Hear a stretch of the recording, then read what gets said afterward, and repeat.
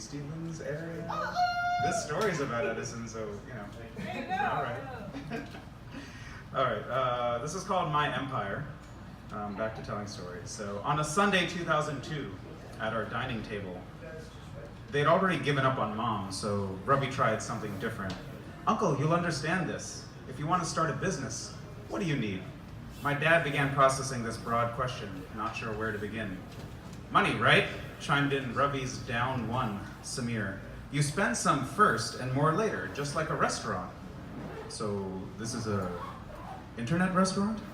No, Rubby jumped back in. What we're offering Adi is the opportunity, while he's still in high school, to buy a business, provide for both of you one day, and become an even better leader. My mom started laughing. I started to choke up.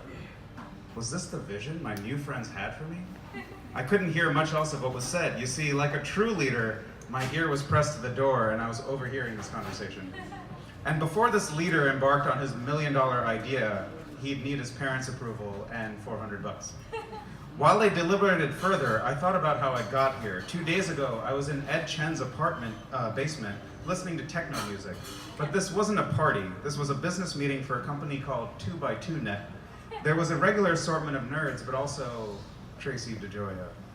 Having worked up the courage to talk to her, I hit her with my best line. Hey, do you know what this meeting's for? But no one in the room knew what the business was, even though we'd all been told repeatedly what it wasn't, which is to say it was definitely not a pyramid scheme. Ed, the graduating class president, finally arrived to Cheers. He told us how we could flip burgers or join the World Wide Web revolution.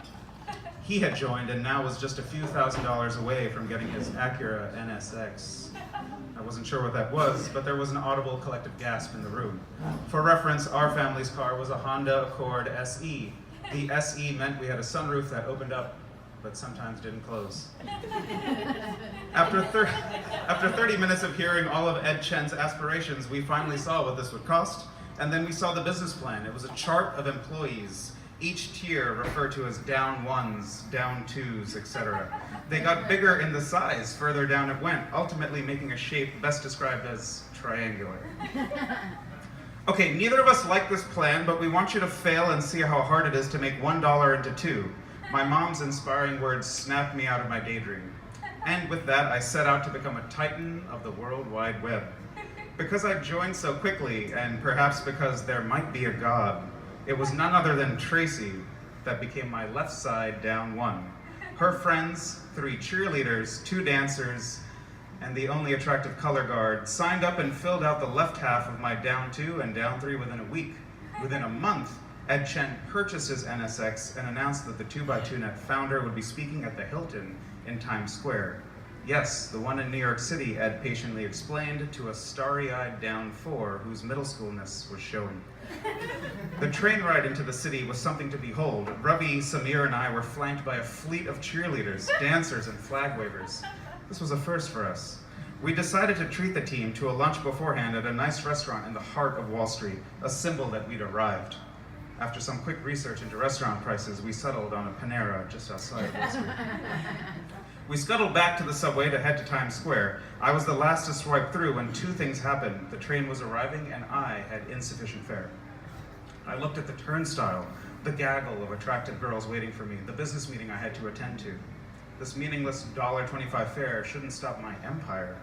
So I hopped the turnstile. An undercover cop rose out of a group of homeless people and immediately apprehended me.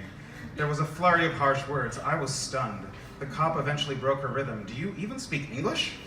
I saw an out, but also saw Tracy looking at me with vague concern or mild annoyance. At the time, it was probably the greatest moment of my life. With a flair for the dramatic, I looked at Tracy and said, you need to go on without me. She left without protest. You do speak English. And a fine of $76.45 was written out. I made my way back directly to New Jersey, rife with fines and Panera debt.